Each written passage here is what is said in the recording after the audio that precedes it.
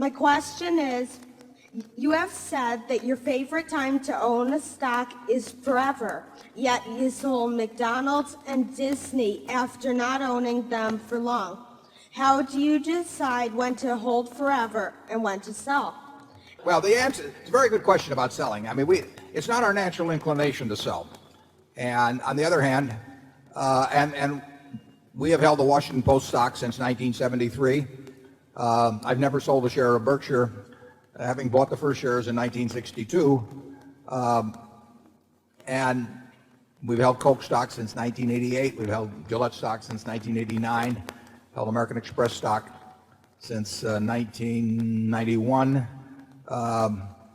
We had actually previously been an American Express in the 60s in Disney. So there are companies we're familiar with. We generally sell, well, we would sell if we needed money for something else, but that has not been the problem in the last 10 or 15 years. 40 years ago, my sales were all because I found something that I liked even better. I hated to sell what I sold, but I also didn't want to borrow money. So I would reluctantly sell something that I thought was terribly cheap to buy something that was even cheaper. Those were the times when I had more ideas than money. Now I've got more money than ideas, and that's a different equation.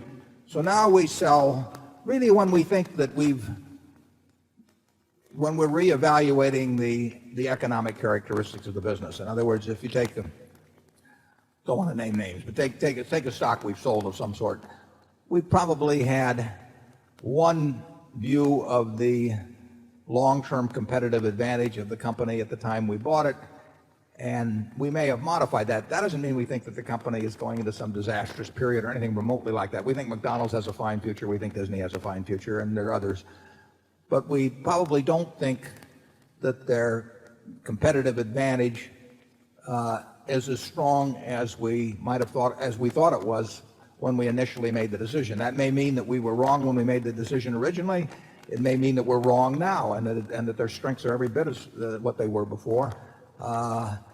But for one reason or another, we think that the strengths may have been eroded to some degree. A classic case on that would be the newspaper industry generally, for example. I mean, in 1970, if Charlie and I were looking at the newspaper business, we felt it was about as impregnable a franchise as could be found. We still think it's quite a business, but we do not think the franchise in 2002 is the same as it was in 1970. We do not think the franchise of a network television station in 2002 is the same as it was in 1965.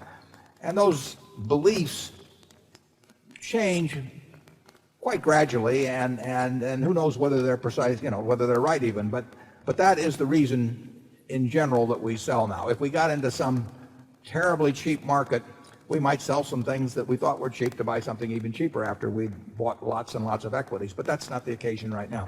Charlie? Nothing to add.